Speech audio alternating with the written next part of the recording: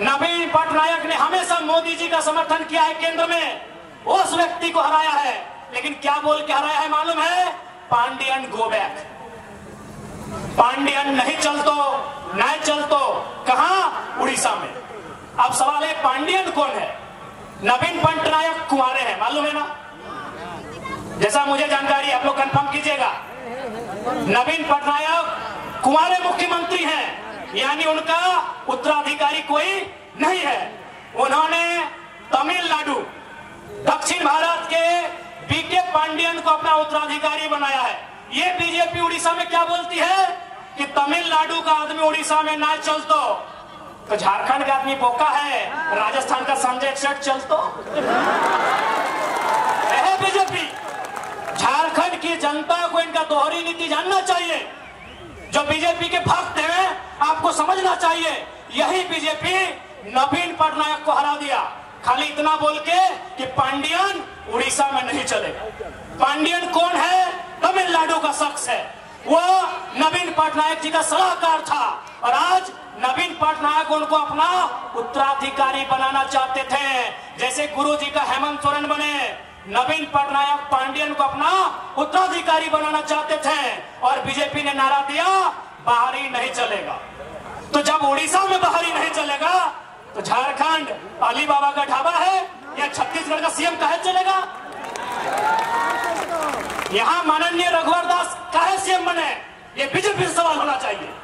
यही बीजेपी उड़ीसा में क्या कहती है? Pandian go back. पांडियन उड़ीसा में नहीं चलेगा। पांडियन दक्षिण भारत का है। पांडियन आएगा तो उड़ीसा की संस्कृति पे असर पड़ेगा, उड़ीसा की सभ्यता पे असर पड़ेगा, उड़ीसा की भाषा पे असर पड़ेगा। तो हम भी कहते हैं बीजेपी वालों से, अगर संजय सेठ आएंगे, अगर बीडी राम आएंगे, अगर जयंत सिन्हा आएंगे, अगर राज सिन्हा आएंगे, अगर बिरंची नारायण आएंगे, तो झारखंड की भाषा, झारखंड की सभ्यता पे असर पड़ेगा, असर पड़ेगा झारखंड की परंपरा पे। इसलिए माननीय हेमंत बिस्वा जी, मैं ये संदेश आप तक देना चाहूंगा। मैं तारीफ करूंगा आपकी, आप बहुत कुशल राजनेता है, आप बहुत ही माहिर खिलाड़ी हैं राजनीति के। आपने लोबिन हेमराम जो कहते थे कि जब तक गुरु जी जिंदा है गर्दन कटा देंगे, लेकिन जेएमएम से नाता नहीं तोड़ेंगे, आपने उस शख्स को फोड़ा है, आपकी तारीफ है। लेकिन सवाल है कि उड़ीसा में आपकी बीजेपी नारा लगाती है पांडियन गो बैक, तो झारखंड में संजय सेठ का वेलकम क्यों? झारखंड में संजय सेठ का वेलकम क्यों? झारखंड में संजय सेठ राज्य मंत्री केंद्र में क्यों? ये झारखंड की जनता भारतीय जनता पार्टी से सवाल पूछती है। माने हम लोग बोका है, हम लोग बेवकूफ है, हम लोग को जानते ही नहीं है। इसलिए सावधान रहिए। जेएमएम कांग्रेस के गठबंधन से भी और बीजेपी आजसू के गठबंधन से भी सावधान रहिए। एक निक केवल लूटिया खातिर झारखंड में अपनी सरकार बनने का काम करो। और हम तारीफ तो आपकी ये भी करेंगे विश्वास जी कि आप इतने माहिर खिलाड़ी हैं। अभी हमारी देवंती जी कह रही थी कि अभी एक नवजात पार्टी, बिल्कुल अभी हम लोग नवजात पार्टी है, और उस पर आपकी नजर है। मीडिया वालों से बहुत अच्छा मीटिंग कर रहे हैं, पैकेज भी अच्छा दे रहे हैं, बहुत माहिर खिलाड़ी है माननीय विश्वास जी। आपकी इस कुशलता का हम तारीफ करते हैं। आप इतने माहिर खिलाड़ी हैं कि एक नवजात पार्टी जयराम महतो के नेतृत्व में झारखंड लोकतांत्रिक क्रांतिकारी मोर्चा के खिलाफ भी आप बहुत साजिश कर रहे हैं। चलिए स्वागत है, आपकी साजिश हमें कमजोर नहीं करेगी, दुगना मजबूत बना के हमें सामने लाएगी। अब तो कमाल का आपने पैकेज दिया है भाई, ये जो सोशल मीडिया है कमाल का पैकेज दिया है। आदरणीय प्रभारी महोदय, आपकी कुशल रणनीति की तारीफ करनी होगी, लेकिन याद रखिएगा आप झारखंड के लोग आपसे सवाल करेंगे, उड़ीसा में पांडियन गो बैक, झारखंड में संजय सेठ का वेलकम, कैसे, इसका आपको उत्तर देना होगा प्रभारी महोदय। इन लोग केवल झारखंड को बेवकूफ समझ लिया है कि झारखंड को कुछ नहीं आता। सही में हम लोग इस बात को मानना भी होगा कि हम लोग थोड़ा सा कभी कभी बेवकूफी वाला काम भी करते हैं। आज तोनी के बतरे जायो, अभी झारखंड के नौजवान, झारखंड के पढ़ल लिखल, झारखंड के शिक्षित, झारखंड के समझदार, अगर कोई भी नौजवान के पूछल जाए वो बोलते JPSC, CGL, clerk, teacher, TET, JTET की बात करते। लेकिन आपको मालूम है पैसा कहाँ है? पैसा एजेंसी में है, पैसा ठेकेदारी में है।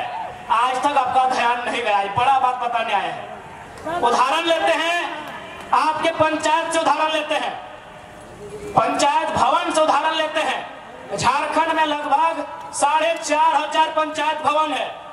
पंचायत भवन में जो बल्ब लगता है ना, जो पेंटिंग होता है ना दरवाजे का, खिड़की का, वह एजेंसी ठेका लेती है। और एक भी एजेंसी झारखंड की नहीं है।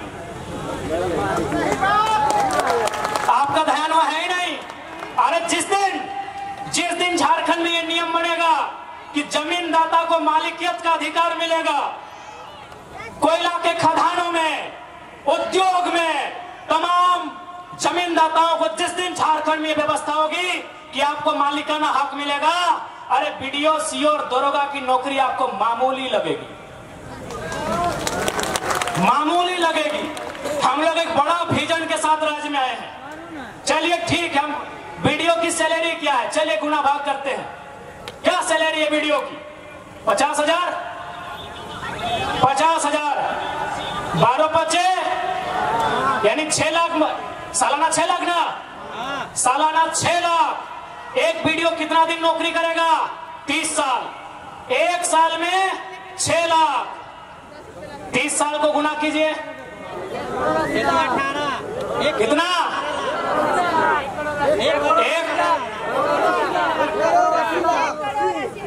ठीक से गुना कर लिए, 6 लाख गुना 30 साल, यानी 6 लाख में अगर 1 जीरो देंगे 30 का तो 60 लाख। 60 लाख को गुना करेंगे कितना से? 3 से। गुना कर लीजिए, 60 लाख, 60 लाख, 1 करोड़ 20 लाख, 1 करोड़ 80 लाख। यानी एक बीडीओ का जिंदगी भर का महीना कितना हुआ? 1 करोड़ 80 लाख। आपके आसपास जितना ठेकेदार है, जितना मां Lakshmi enterprises, Krishna enterprises, Ram Lakhan enterprises, Rahim enterprises, जितना भी इंटरप्राइजेज है, जितना भी आउटसोर्सिंग एजेंसी है, जितना कंपनी है, बताइए उनका तनख्वाह कितना? अरे एक टेंडर में उन लोग अगर 10 लाख बचाया तो सोच लीजिए कितना तनख्वाह होगा। यानी झारखंड के लोग कभी दूर तक सोचे ही नहीं है। उनको लगता है बीडीओ का नौकरी बहुत बड़ा है, उनको लगता है सीओ का नौकरी बहुत बड़ा है, उनको लगता है सीजीएल का नौकरी बहुत बड़ा है। लेकिन आप जानिए, आप जो एक बल्ब लगा रहे हैं ना सरकारी दफ्तर में, एजेंसी के माध्यम से लग रहा है। अगर कलम जा रहा है ना तो एजेंसी के माध्यम से जा रहा है। अगर आप बेडशीट बदल रहे हैं ना तो एजेंसी के माध्यम से जा रहा है। जा रहा है कि नहीं? अरे उतना तो छोड़िए, अब स्कूल में प्रिंसिपल सरकारी होता है, फिजिक्स का मास्टर सरकारी होता है, मैथ का मास्टर सरकारी होता है, लेकिन टीटी, आईटी और स्पोर्ट टीचर एजेंसी से जाता है। सही बात। झारखंड के लोग कभी सोचे ही नहीं इतना। पढ़ा लिखा युवा है, समझा रहे हैं, समझिए। फिजिक्स का टीचर सरकारी होता है, केमिस्ट्री का टीचर सरकारी होता है, खेलने वाला टीचर अभी सरकारी नहीं होता है। आईटी एवं सब्जेक्ट आया है, भान लोग आईटी है आपका, आईटी का टीचर सरकारी नहीं होता है। एगो टीटी सब्जेक्ट आया है, टीटी का टीचर सरकारी नहीं होता है, गार्डनर सरकारी नहीं होता है, वॉचमैन सरकारी नहीं होता है, गेटमैन सरकारी नहीं होता है। कितना कितना लगा है सोच लीजिए। एजेंसी कौन लेती है? एजेंसी। इसलिए अगर हम लोग सरकार में आए तो बीडीओ सीओ का नौकरी में नहीं, एजेंसी में भी झारखंडी को भरेंगे। एजेंसी भी झारखंडी का होगा, ठेकेदारी भी झारखंडी का होगा। आप असल में आप अपने दिमाग को वहां तक डेवलपमेंट ही नहीं किए हैं। आप अपने दिमाग को वहां तक डेवलप ही नहीं किए हैं। आपने वहां तक सोचा ही नहीं है कि झारखंड लूट कहां रहा है। आप कहीं चले जाइए, कोई भी सरकारी भवन, चाहे वो पंचायत भवन है, चाहे स्वास्थ्य केंद्र है, चाहे उप स्वास्थ्य केंद्र है, चाहे प्रखंड कार्यालय है, यहाँ बीडीओ सीओ सरकारी है, ऑपरेटर सरकारी नहीं है भैया।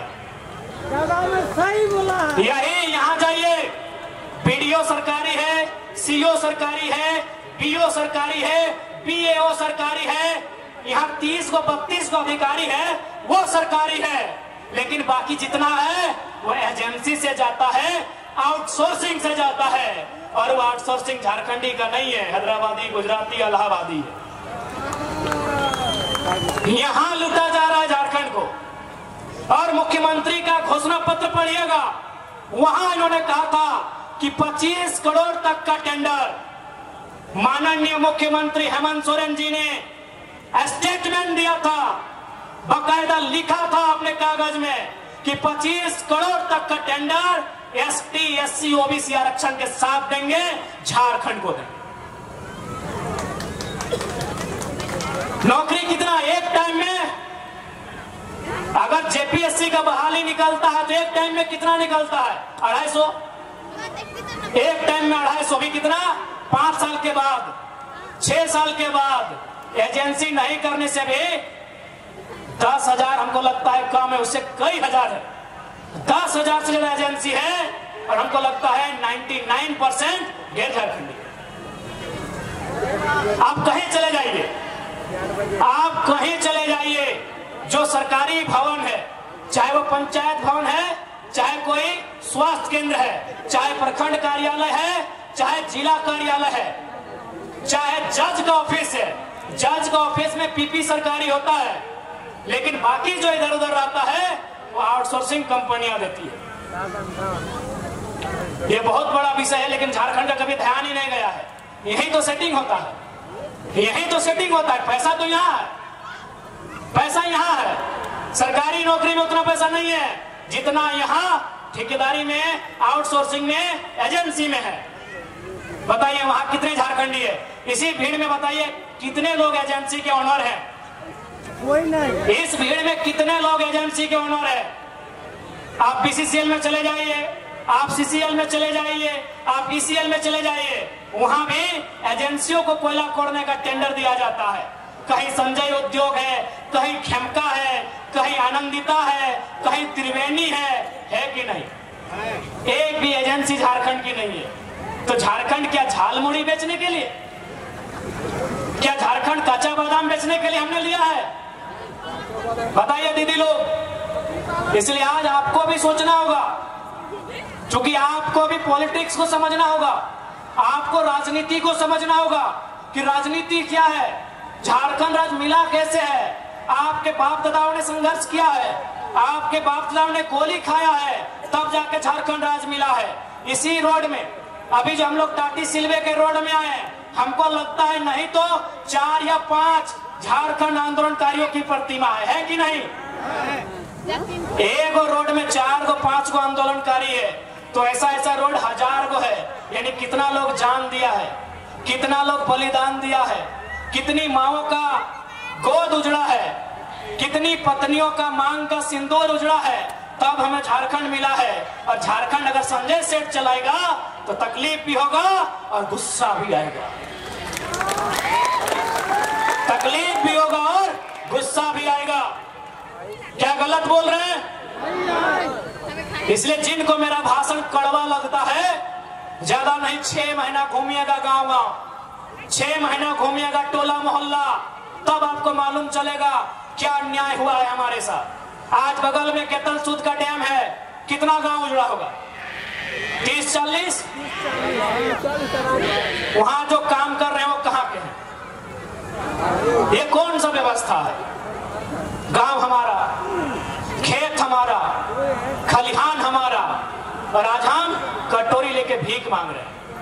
यही उषा मार्टिन यूनिवर्सिटी है, उषा मार्टिन फैक्ट्री है, यही मेगा फूड है, और यही बाबा रामदेव का ढोंगी चरित्र भी है। ठीक है, बाबा है तो हम क्या करेंगे? 1 रुपया डिसमिल जमीन खरीदा जाता है?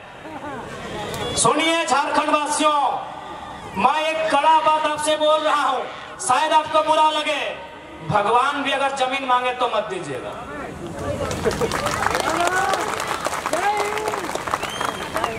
भगवान का आसमान है, धरती का किसान है।